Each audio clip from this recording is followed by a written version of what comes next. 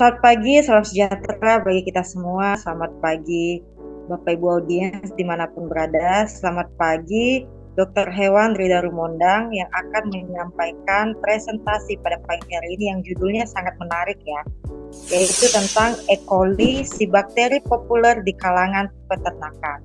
Mungkin ini udah nggak asing lagi ya tentang bakteri E. coli ini, namun kita akan bahas lebih dalam lagi bersama dengan Dr. Hewan Rida Rumondang. Langsung saja kepada Dr. Rida untuk menyampaikan materi presentasi. Terima kasih atas waktunya.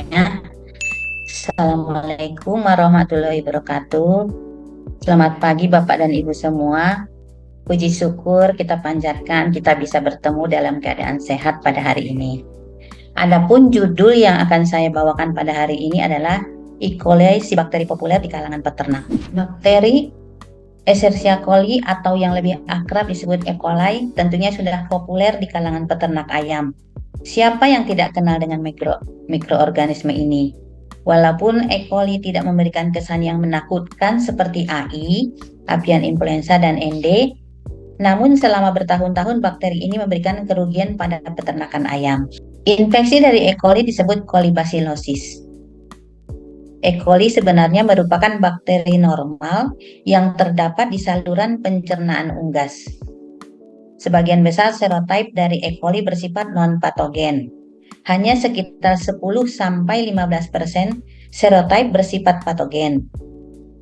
Bakteri E. coli keluar dari saluran pencernaan bersama feses dan menginfeksi ayam melalui rute pernapasan maupun fekal oral. Mengenal lebih dekat dalam kolibasilosis atau disebut juga dengan etiologi daripada Escherichia coli ini ya. E. coli adalah bakteri gram negatif yang berbentuk batang dan bersifat anaerobik, fakultatif dan umumnya memiliki flagela atau bulu getar, serta beberapa fimria untuk motil atau bergerak. Telah dijelaskan bahwa kebanyakan strain E. coli memiliki virulensi rendah. Namun, jika lingkungan di dalam bahkan di luar tubuh individu mendukung, maka dapat menyebabkan infeksi. Jumlah E. coli pada kondisi normal dalam usus ayam sebanyak 100 per gram isi usus. Semakin muda usia ayam, maka jumlah E. coli dalam saluran pencernaan semakin banyak. Beberapa faktor yang mendukung pertumbuhan E. coli patogen diantaranya usia, status imun atau kekebalan tubuh, dan pakan yang diberikan. E. coli dapat tumbuh dalam kondisi aerobik maupun anaerobik dalam suhu 18-44 derajat Celcius. Dengan kata lain, bakteri ini mudah tumbuh pada suhu lingkungan baik dengan atau tanpa oksigen. Faktor virulensi dari E. coli termasuk kapsul, endotoksin, enterotoksin, dan beberapa substansi lain. Bagaimana unggas dapat terinfeksi E. coli? Kebanyakan E. coli yang menyebar dalam kandang ayam berasal dari kotoran ayam, khususnya feses. Beberapa kasus infeksi E. coli yang berkembang di kandang hatchery atau penetasan dapat berasal dari telur yang terkontaminasi. Transmisi melalui telur sering terjadi dan mengakibatkan tingkat kematian yang tinggi pada anak ayam. Pertumbuhan bakteri akan berkembang pesat sesaat setelah menetas. Selain itu, serangga seperti kumbang hitam atau Alpitobius diaperinus, baik larva maupun bentuk dewasanya juga berkontribusi dalam menyebarkan E. coli ini.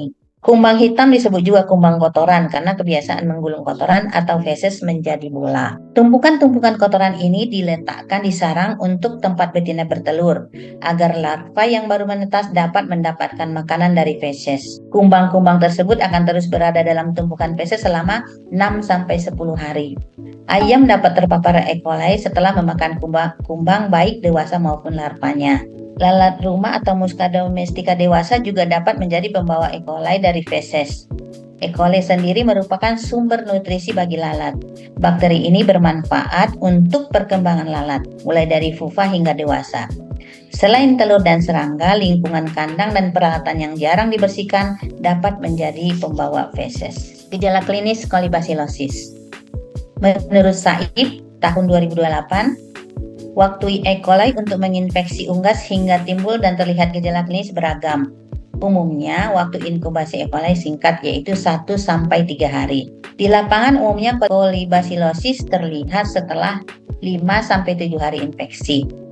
Jika disertai dengan penyakit lain seperti infeksius bronkitis, ayam dapat mengalami kolibasilosis baik lokal maupun sistemik. Berikut bentuk infeksi lokal kolibasilosis.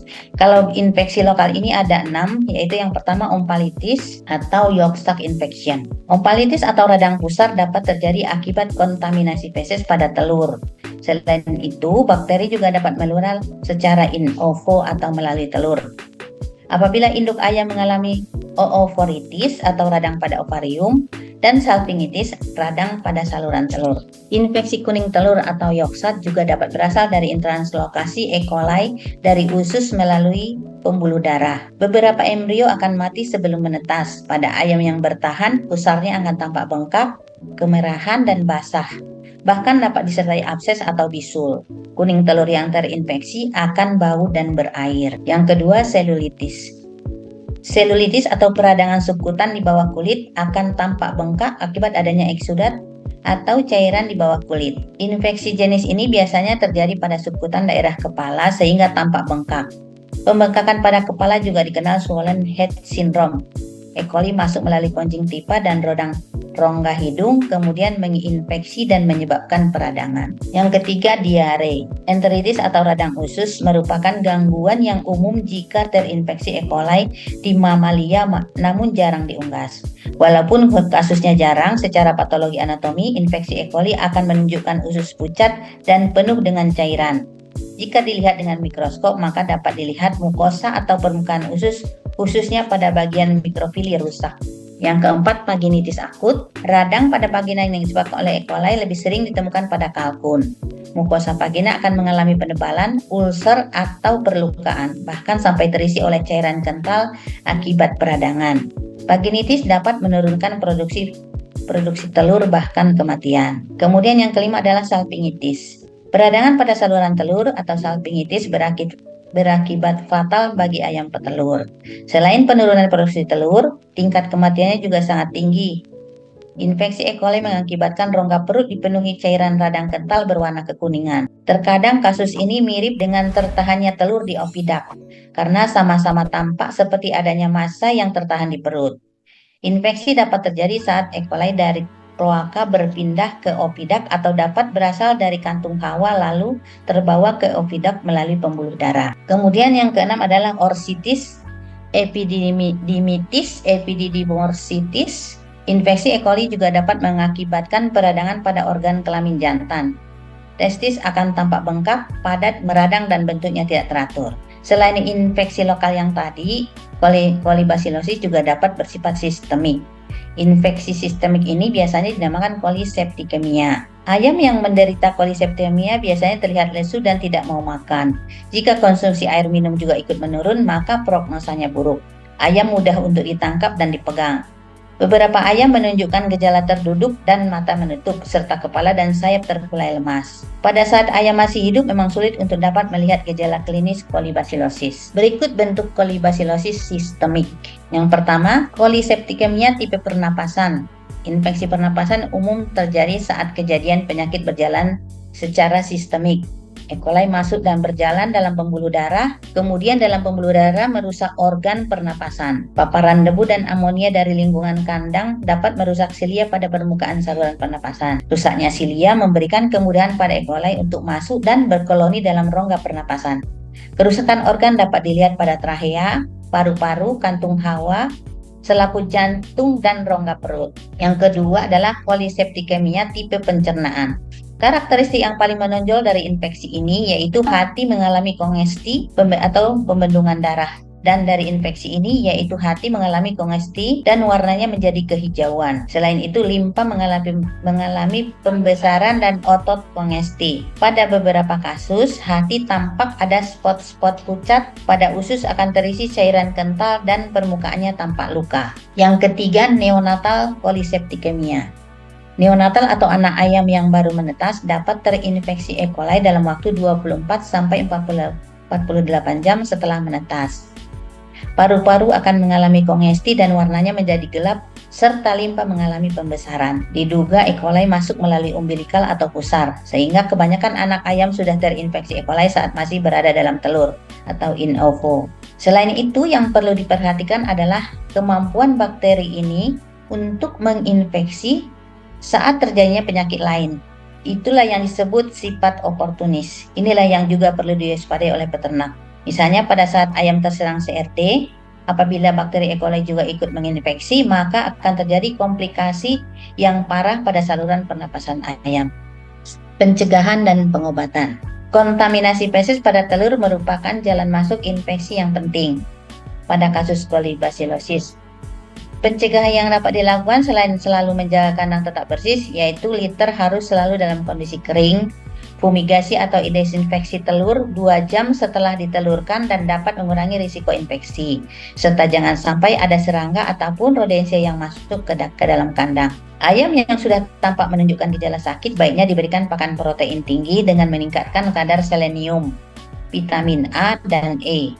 Penggunaan sistem air minum tertutup seperti nipple juga dapat mengurangi risiko kolibasilosis. Ventilasi dan aliran udara yang baik juga dapat meminimalisir kadar amonia dan debu dalam kandang yang dapat merusak saluran pernapasan ayam. Pengobatan kolibasilosis umumnya berupa pemberian antibiotik. Ayam yang sakit segera diisolasi dan dikarantina. Antibiotik yang dapat digunakan antara lain ampicillin, chloramphenicol, furazolidon, klortetrasiklin, neomycin, nitrofuran, gentamicin, ormetiprim sulfadimetoksin, pectinomycin, streptomycin, dan obat-obatan sulfa, Fadilah dan Polana 2004. Untuk pencegahan dan pengobatan kolibasilosis ini, Swadesi memiliki produk Aminolife, Tolepit SE, Oxtra Long Acting, dan Mycospecton, juga OSL sebagai obat herbal. Penerapan biosecurity yang baik merupakan kunci sukses pencegahan segala penyakit unggas. Demikian yang dapat disampaikan. Terima kasih. Saya kembalikan ke Mbak Ita. Terima kasih Dokter Rida atas materi yang disampaikan, sangat menarik ya tentang bakteri E. coli. Mungkin di antara Bapak Ibu audiens masih ada nih yang penasaran atau mau bertanya tentang apa yang telah disampaikan Dokter Rida. Saya persilahkan, ada yang mau bertanya? Ya, Mbak, saya izin tanya. Silahkan Pak Rizal.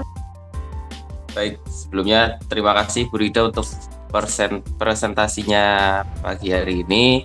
Perkenalkan, saya Rizal dari Semarang. Saya izin bertanya Ibu, sebelumnya tadi di presentasi di bagian akhir tadi kan dijelaskan salah satu cara untuk menangani kolibasilosis baik sudah terkena maupun belum itu adalah salah satu caranya adalah pemberian vitamin A, E, dan selenium. Mungkin yang saya tanyakan adalah kira-kira apa hubungan dari kandungan-kandungan tersebut terkait dengan challenge kolibasilosis ini. Mungkin Ibu, itu pertanyaan dari saya. Sebelumnya terima kasih. Terima kasih Pak Rizal, saya akan coba jawab. Jadi kalau seandainya sudah kena kolibasilosis dianjurkan untuk pemberian protein tinggi ya.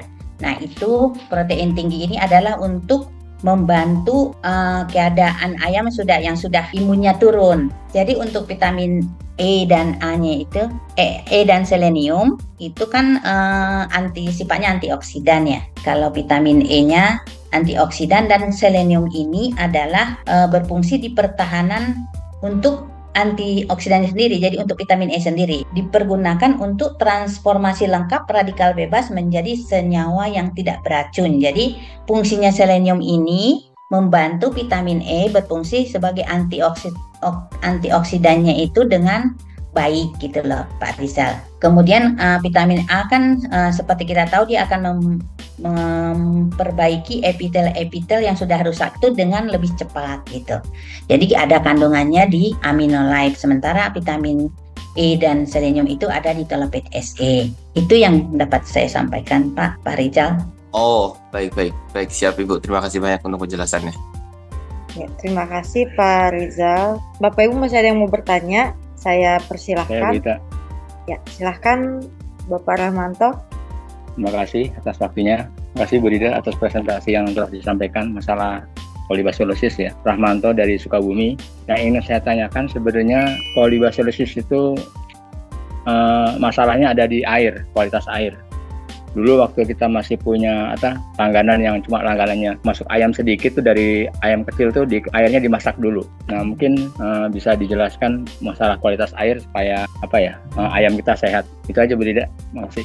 Baik Dokter Rahmanto, saya coba jawab ya.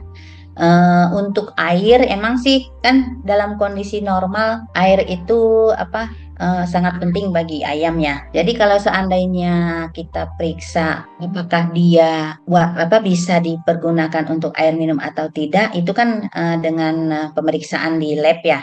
Nah, kalau keadaan dari E. coli-nya tinggi, ya memang dianjurkan untuk dimasak dulu. Kalau misalnya ayamnya sedikit, ya bisa kita masak ya Pak Ramanto. Tapi kalau seandainya tidak, kita akan melakukan treatment. Treatment itu dengan pemberian misalnya dengan tambahan di air minum itu seperti misalnya klorin. Klorin kita bisa tambahkan klorin. Jadi untuk membantu mengurangi Escherichia coli yang ada di dalam air. Yang selain untuk dengan pemanasan, dengan pemasakan ya, bukan pemasakan itu untuk membunuh bakteri yang ada di dalam air. Jadi bisa ditambahkan klorin, Pak Ramanto. Jadi tapi kalau untuk misalnya vaksin kan kita nggak boleh ya. Jadi istilahnya sebelum melakukan vaksinasi dia 2 hari harus di stop gitu, Pak Ramanto, yang bisa disampaikan.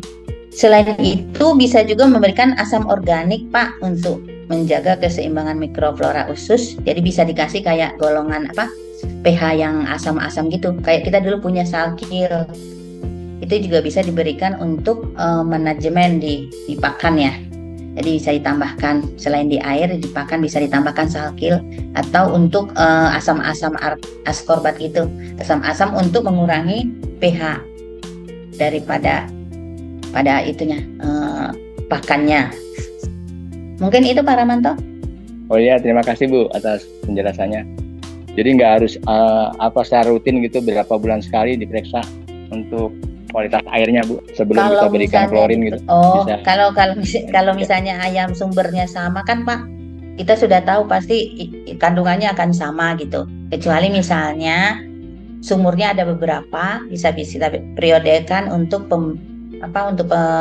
pemeriksaan air gitu Pak Ramanto. Terima kasih Bu atas penjelasannya. Ya, terima kasih Pak Ramanto atas pertanyaannya dan jawaban dari Dr. Rida. Terima kasih Dr. Rida atas materi presentasinya. Saya persilakan untuk menyimpulkan. Baik, terima kasih. Jadi kesimpulan dari apa yang kita presentasikan hari ini adalah pencegahan penyakit ini lebih banyak ditujukan pada perbaikan berbagai aspek manajemen pada breeder, inkubator, dan sarana pemeliharaan DOC. Jadi desinfeksi dan sanitasi harus selalu diterapkan dengan benar agar ayam aman dari Escherichia coli. Demikian yang dapat disampaikan. Terima kasih atas kehadiran Bapak dan Ibu. Saya sudahi dengan Assalamualaikum warahmatullahi wabarakatuh. Waalaikumsalam. Ya, terima kasih kepada Dr. Hewan Rida Rumondang yang telah menyampaikan materi presentasi pada pagi hari ini. Terima kasih juga kepada Bapak Ibu audiens di tempat masing-masing yang sudah menyempatkan waktunya. Itu saja pembahasan kita pada pagi hari ini. Selamat pagi, salam sejahtera bagi kita semua.